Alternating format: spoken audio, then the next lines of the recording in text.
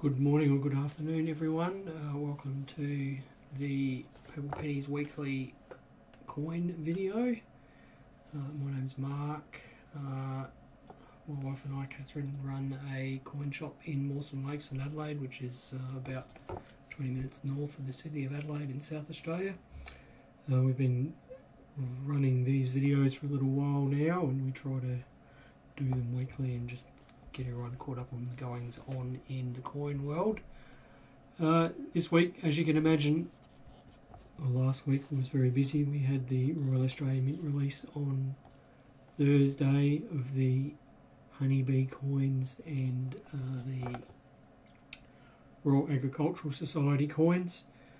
It was our biggest release ever. I mean, we've been mint distributors for about 2.5 years now. That was our biggest mint release ever. We had more stock available in the shop and on the website than we ever had before, and we've sold everything, which is good. But it also means that, as Catherine so punnily put it before, that she's sitting out there dealing with a swarm of bees.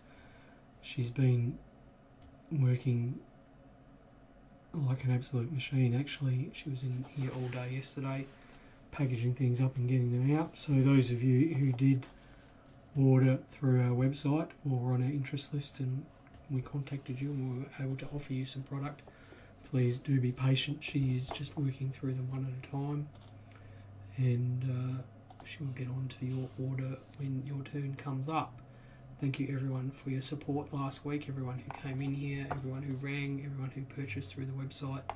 It is much appreciated, and Catherine and I are glad that our efforts have allowed a lot of collectors to get hold of the coins that they were after. So I'd be interested to hear from anyone who's watching about their experience with buying off the Mint's website last week. I certainly haven't seen as many complaints about it on social media this week as what I did with the train coins. I want to say a few hellos. Hello Paul, Tanya, Gwen, Clay, John, Rob, Lord Blackwood, Ogie, another Glenn, Joey, Jason, Powell, Dillis, Petra, Mike, Greg. Hello to everyone. Last week it wasn't just B coins, we also had a bunch of stuff coming in to people to sell. We had a bank teller bring in all of her findings from the last 10 years or so, and she had about 140 Purple Coronation $2 coins, which is always a bit of a head spin when you see that many in one place. She also had a lot of paper notes, and I guess she was, I should just say about paper decimal notes that most of them are worth face value or fractionally more than face value, and she was quite realistic about that, so she allowed us to look through her notes and pick out the better ones, and she was just going to hang on to the rest rather than us pay face value for them. And then on the same day we had another person come in with a little hoard of paper notes, all decimal notes. There was 2 Coombs Randall $20 notes in there, which was always fun to find those. And then on Friday we had a lady come in with 2 shoe boxes full of notes. There were thousands of them. And she was fairly realistic as well, and again she let me spend an hour looking through them and pick out the ones that we wanted. The rest of them she was going to just distribute amongst the family, so that was good fun. Then just as we were closing on Saturday, we had a gentleman bring in a 1 ounce gold coin. We hardly ever see 1 ounce gold coins here, so again that was a bit of a buzz for us. A buzz. I see what I did there. Right. Hello Dale, and Mike says the B coin was great, a bit of a surprise. Look, I'm not a $2 coin collector, but I thought it was quite a pretty coin, and we've had pretty much unanimous feedback on it being a good looking thing. So despite the high mintages, they did sell out quite quickly. Right, so we'll just jump into the news for the week. First up is Easter trading. So we're only open on Wednesday and Thursday this week. We're going to be shut all of the Easter weekend. We've got nothing planned. There's our Easter trading there. We've got nothing planned. We're just going to have some time off. We won't be processing orders over the weekend. So if you are going to buy off our website on the weekend, just be aware that those orders won't be processed until the Tuesday after Easter and probably won't get mailed until later next week. Of course, the website will be operating as normal. Just be aware there could be a bit of a shipping delay, so please just be patient with us while we have a couple of days off.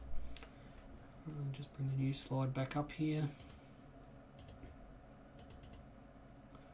So the April RAM release was our biggest ever. As I've already said, it was a very enjoyable experience. And of course, the Mint never stops. So they announced the May RAM releases. They actually announced it was a bit different this month. Usually the next month's RAM releases are announced on release day. But the Mint must be doing some sort of promotional activity with another body, and they actually announced the Queen's Platinum Jubilee coins, 50-cent coins, via a press release, and those pictures of those coins are available up on the Mint's website. So there's a silver proof 50 cent and a copper nickel 50 cent. We'll just bring up the details of the releases. There they are there. So we've got the uncirculated coin, which is the Platinum Jubilee of Queen Elizabeth, Jubilee of her being crowned, and she was of course crowned in 1952. 60,000 of those, $12.50 each, and there's a silver version of that, which is $100, and there's 7,500 of those. And then it looks like the Mint might be starting a new coin series. They're calling it the $5 silver coloured Beauty, Rich and Rare. So the Great Barrier Reef, and of course that Beauty, Rich and Rare comes from the national anthem. So I suspect there's going to be a series of natural wonders that can be found in Australia. I've got no idea how many there will be, but it's interesting that it's a domed coin. They tend to be reasonably popular. $140, and there's going to be 7,500 of those, and of course there's a 1 ounce gold version of that as well. So it'll be interesting to see how this release goes. No doubt it's going to be a lot quieter than this month's. We hope to have stock available for our website for those of you out there, and as always, if you are interested in any of those releases, please do send us a message and we'll pop you on our interest list. Mike says he'll wait for Girt by Sea. Yeah, it's going to be interesting. A picture of a person with a seawater dress on. That will be interesting. Right, we'll just jump back to the news here. I did notice that a couple of the news outlets had articles last week about the cost of coin manufacturing exceeding their face value, and of course we talked about that 4 weeks ago. So go us for being ahead of the news for them. And there was one other news story that popped up this week about metal detectorists up in the Adelaide Hills. And those of you who aren't aware of Adelaide's layout, on the eastern side of Adelaide there's a line of hills called the Adelaide Hills, funnily enough, and there's been metal detectorists up there in those towns, and they're only about 20 minutes away from the centre of the city, metal detecting the ovals and leaving gigantic holes in the oval, and that is a great big no-no. If you are a metal detectorist, you would know that that's a no-no, and I suggest that if you are just getting started into the hobby, it's well worth joining a metal detecting club, because they will teach you good habits for doing your detecting. We went and spoke at the Adelaide Treasure Hunters Club a few weeks ago. They're a great bunch of people. If you're here in Adelaide, do join up to them if you want to get into metal detecting, and they'll show you the right way of going about things. Do not leave holes if you're metal detecting, because it's dangerous, and also it's basically vandalism, so just be careful what you're doing there. Right, topic of the week, we're just rolling over from last week. Last week we talked about coin errors that aren't coin errors. We'll just, before we do that, a couple more hellos. G'day Andy Eccleston, John Croxford, Brett McAuliffe, Kimmy Marie and Sharon Lee. Hello, thanks for watching us. Last week we talked about coin errors that weren't errors, and the reason I like talking about these topics is because it allows me to address common questions that we get here, whether they be in person or whether they be phone calls or emails or Facebook messages. We do tend to get a lot of the same questions, and damaged coins that people think of errors are amongst the most popular of those. Last week we touched on, I can't even remember what we touched on, but we'll jump into this week's ones. So the first one there is a picture of $3 coins that have numerals punched into them. This is from a article that Catherine and I wrote a few years ago. You don't have to be looking through your change for very long to see a coin pop up that has a letter or a number punched into it. Now, this is not part of the manufacturing process of a coin. If you think about the way that coins are made, for those numerals on those coins to be indented into the surface of the coin, there'd have to be raised numerals on the coin dies. And obviously that is never ever going to happen by accident. So these are clearly post-mint damage, and those of you who are wondering what post-mint damage is, or PMD, that's damage that occurs to a coin after it has been minted. Why do people punch these numerals into their coins? I don't know. There's a lot of conjecture out there that perhaps it's for people that are testing vending machines. In my opinion, it's probably just people that have letter and number punches and looking for something convenient to belt it into to see if it works. Coins are fairly common, and people have been defacing coins like this for a very, very long time, hundreds and hundreds of years, well before there were any vending machines. So these are not errors. If there's a letter or numeral stamped into your coin, it is not an error. Now, I will just put one little proviso on that. There is a particular type of error called a dropped letter or a dropped numeral, and that's when the incuse feature on the coin die fills up with garbage, oil or debris or something like that, and you've probably seen coins where they're missing letters or missing numbers, and that's because of a filled die. Now imagine if that stuff, whatever it is that's filling the die, becomes sort of hard and firm, and then it just sort of falls out onto the surface of a coin blank, and then it gets struck, and what you actually end up with then is a tiny little indented impression of that letter or that number. Now they're not giant numerals like this, they're the same size as the legends on the coin. Now that is a real error, and I've only ever seen one here in Australia. You do see them in America, so do keep an eye out for that cute little error.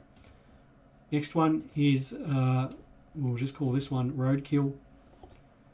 This would probably be amongst the most common coin error question that we get, is a coin that has been run over by a lawnmower or by a train or I don't know what, put through a wood chipper, and they all look awful, and of course there's no way that a coin can come out of the coin manufacturing process like this.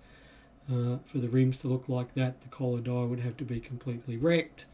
All the indented marks and things on it would require raised metal on the coin dies, and that's just something that cannot happen. So these coins are just damaged. As I suggest to everyone, do try to learn the basics of the coin manufacturing process, and you'll quickly learn to discard these sorts of things as errors. So that's a roadkill coin or a lawnmower coin, or whatever you want to call it.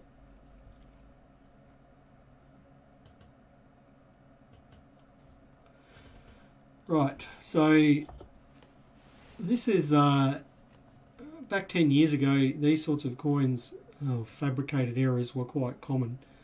On the old coin forums, this is predating Facebook, but just showing my age there, these would be called vice jobs or hammer jobs, and basically what they are is someone has taken a coin, a regular coin, and then another coin, perhaps of the same type or a different year or a different type. They've padded both sides of the coins with leather strips, and then they've put them in a vice or a hydraulic press and squashed them together. And what you end up with is the impression of one coin pressed into the other, and usually the other side of that impression, so on the other side of the coin, isn't damaged. And why that's important is that if you just sort of take a coin and place two coins together, put them on the ground and then thump them with a hammer, you will get that impression on the coins, but you'll also see damage opposite the impressions because the ground is ungiving, and of course that metal, or the equal and opposite forces, the reverse side of the coin gets mushed.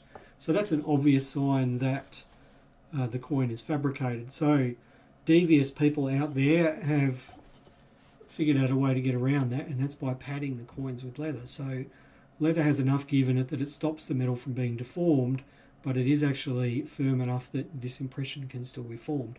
Now, what are these errors purporting to be? They're purporting to be brockages. That's what they are trying to tell you what it is, because a brockage, of course, is a mirror image of a coin design, and this kind of looks a bit like that, except you can still see the underlying coin design, and the actual brockage impression or the mirror impression is quite weak. Now, why is it quite weak? It's because the forces that people put on these with vices or hydraulic presses or hammers are still well under the pressures required to strike a coin. So you don't get that obliteration of the underlying design, and the mirror image is quite weak.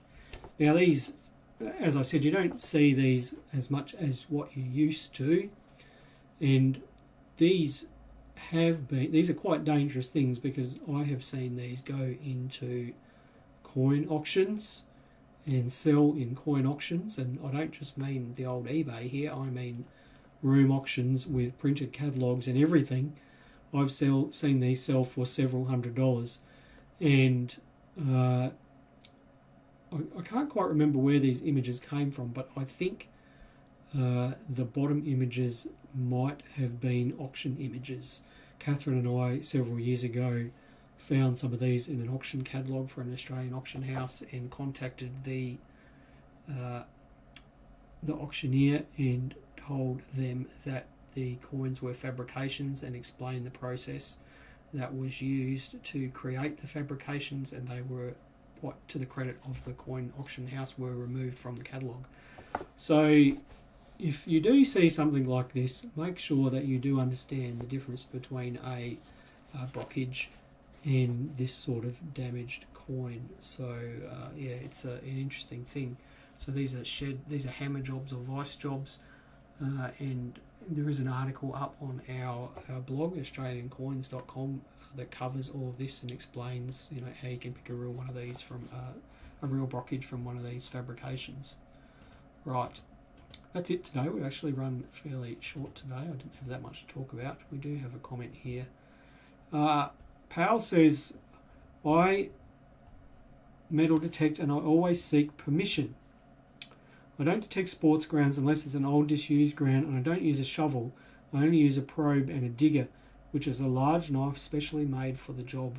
These people give us a bad name. Most of these cowboys go out at night. They dig the holes undetected by the public, and these people can't possibly dig and fill a hole properly. So thanks for sharing that with us. My impression of the metal detecting community, because we get a bunch of them through here in the shop, and as I said, we went and met several dozen of them at the Adelaide Treasure Hunters Club, is that they just want to have a bit of fun and they don't want to cause trouble, and they do their best to do the right thing. So the Treasure Hunters Club seeks permission from schools and playgrounds and things like that when they have their outings. And of course, if you don't seek permission, you're essentially trespassing. And if you don't seek permission and you trespass and you cause damage, then, I wouldn't be surprised if the police would get involved for that. So if you are interested in metal detecting, please do contact a club, or Pal here has given us some great information, so contact him and I'm sure he can help you out. That's it for today. If anyone has any other questions, I'll give you 30 seconds to pop them in the comments. As I said about the May releases, do contact us if you're interested in those. Facebook message, phone call, or email. And I think that's about it for today. I will wish everyone happy collecting. Maybe Catherine will join us. No, it's Easter Monday next week. I'll probably come in and do the video by myself next week, but perhaps she'll join us in a couple of weeks' time. I did enjoy that, and I think everyone else got a kick out of it too. Happy collecting, everyone. Stay safe wherever you are, and we'll talk to you next time.